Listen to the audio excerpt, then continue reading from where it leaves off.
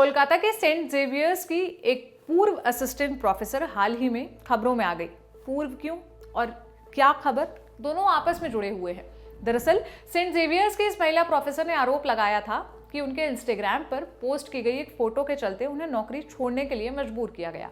साथ ही संस्थान ने विश्वविद्यालय की छवि को नुकसान पहुंचाने का आरोप लगाकर उनसे 99 करोड़ रुपए का मुआवजा भी मांगा। मामला मॉरल पुलिसिंग से जुड़ा है। बैचलर डिग्री के एक छात्र के पिता ने यूनिवर्सिटी में शिकायत की थी कि उनका बेटा अपनी प्रोफेसर की तस्वीरें देख रहा था।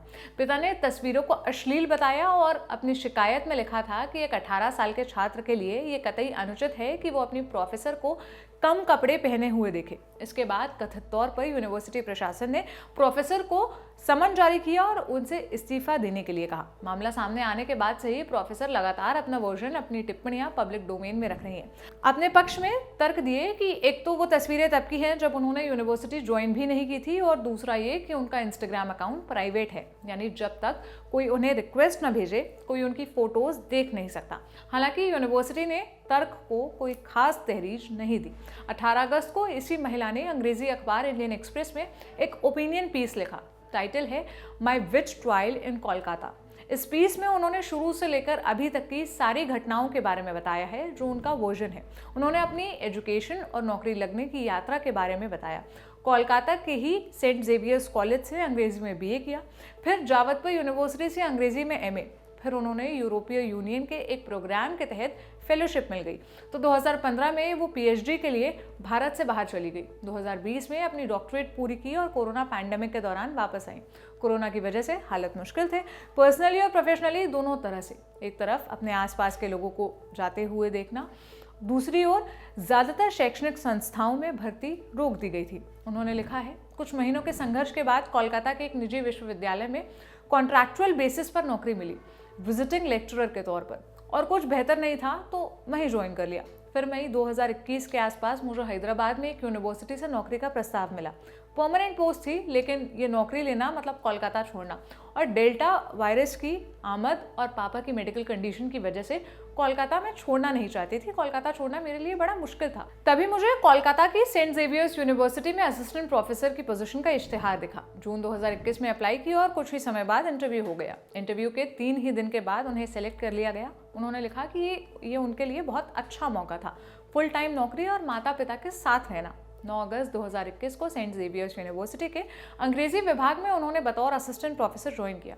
वो खुश थी, वो तो कर रही थी जो वो करना चाहती थी, जो वो हमेशा से चाहती थी। लिखा कि छात्र ईमानदार और तेज तर्रार थे और वे डे टू डे क्लासेस को एंजॉय कर रही थी। 7 अक्टूबर 2021 को वीसी के साथ मीटिंग के बहाने उन्हें यूनिवर्सिटी बुलाया गया। मीटिंग के बारे में फ़ोन पर उन्हें कुछ भी नहीं बताया गया था। उन्होंने बताया कि वो मीटिंग के नाम पर विच ट्रायल का एक मॉडर्न वर्जन जैसा था। उन्हें इंस्टाग्राम फोटोज़ के लिए इंटरोगेट किया गया, स्लट शेम किया गया। उनकी कुछ इंस्टाग्राम फोटोज़ जो प्रशासन के एजेंडे को सूट करती थी, उनका प्रिंट आउट निकाला गया और उनके चरित्र पर सवाल उठाए गए। उस शिकायत ने मेरे आचरण पर सवाल उठाए। मेरी छवि यौनिकता की आग में जलने वाली महिला के रूप में पेश की गई।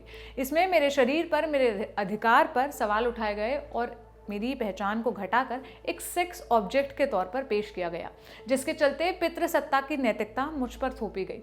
अगर आपको लग रहा है कि शिकायत अजीब थी, तो यूनिवर्सिटी का एक्शन कल्पना से भी परे था। कुछ चुनिंदा लोगों के साथ अपनी तस्वीरें शेयर करने के लिए मुझे 1 घंटे तक नैतिकता का हवाला देकर परेशान किया गया।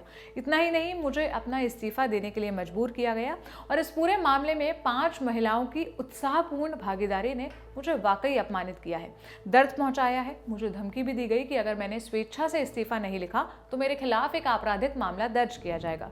शर्म, डर और घृणा बीते 10 महीने को वो इन 3 लफ्ज़ों से ही डिस्क्राइब करती है। इस प्रकरण के कई दिनों बाद तक न वो ठीक से सोई, न खाना खाया। उन्होंने लिखा कि तनाव इतना असहनीय था कि उनकी इम्यूनिटी कमज़ोर हो गई और उन्होंने दूसरी बार कोविड का सामना किया। माता पिता का ध्यान उनके ही जिम्मे था और इस प्रसंग का उन पर भी बुरा असर पड़ा। उन्होंने लिखा, मैं ये बातें सहानुभूति बटोरने के लिए नहीं लिख रही हूँ, मैं ये बताने के लिए लिख रही हूँ कि अधिकारियों के मनमाने फैसले किस तरह से किसी और को आहत करते हैं। उन्हें इसका अंदाज़ा ही नहीं। बहुत लोगों ने मुझसे पूछा कि उनके निकालने के पहले मैं ही क्यों नहीं निकल गई। तो मैं उन लोगों से पूछती हूँ कि क्या आप अपने आप को मेरी स्थिति में रख सकते हैं? क्या आपको लगता है कि मेरे लिए फुल टाइम पद ठुकराना आसान था, लेकिन क्या आप ऐसी जगह पर काम कर सकते हैं जहां प्रोटोकॉल का पालन नहीं किया जाता है, जहां सबसे ऊंचे पद पर बैठे लोग खुली धमकियां देते हैं, जहां एक भी सहयोगी ने मेरे लिए स्टैंड नहीं लिया? प्रोफेसर ने बताया कि पिछले 10 महीनों से उनका जीवन एक बुरे सपने के जैसा हो गया है। हालांकि उन्होंने ये भी लिखा कि इस सब के बीच एक चीज़ थी जो नहीं बदली, न्याय पाने की इच्छा। इस पूरे कोलाहल के दौरान मैंने कभी भी खुद पर, अपनी सच्चाई पर सवाल नहीं उठाया। हालांकि मैं लोगों की व्यक्तिगत राय का पूरा सम्मान करती हूँ। एक इंसान अपने निजी जीवन में खुद को कैसे रखता है, क्या कपड़े पहनता है, शिकायत करने वाले की इस पर भी राय हो सकती है। हालांकि ये सही नहीं है, लेकिन मुझे इससे भी कोई दिक्कत नहीं है। ये मेरा अटल विश्वास है कि एक व्यक्ति की नैतिकता देश के कानून से ऊपर नहीं हो सकती। भारत के नागरिकों और एक वयस्क के रूप में मेरे पास कुछ अधिकार हैं जो मुझसे कोई नहीं छीन सकता। अपनी मर्जी के कपड़े पहनने का अधिकार, और जो मैंने पहना है उसकी तस्वीर खींचकर दुनिया को दिखाना मेरा संवैधानिक हक है। मेरा मानना है कि कोई मेरे काम के लिए बोलेगा, न कि ये कि मैं कौन से कपड़े पहन रही हूँ। पूरा बवाल मेरे स्विमसूट वाली तस्वीरों पर हुआ, लेकिन इससे कोई फर्क नहीं पड़ता कि मैंने स्विमसूट पहना था या साड़ी।